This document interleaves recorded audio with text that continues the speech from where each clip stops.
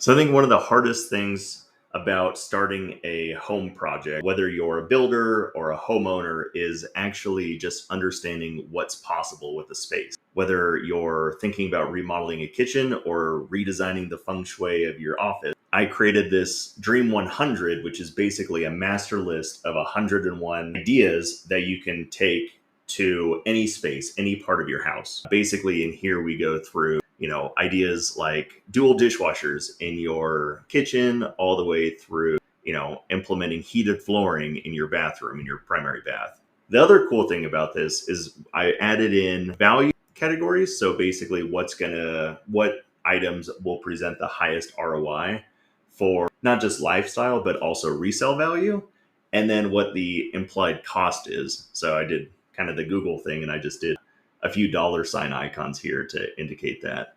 Anyway, if you want to check it out, it's all over Reddit.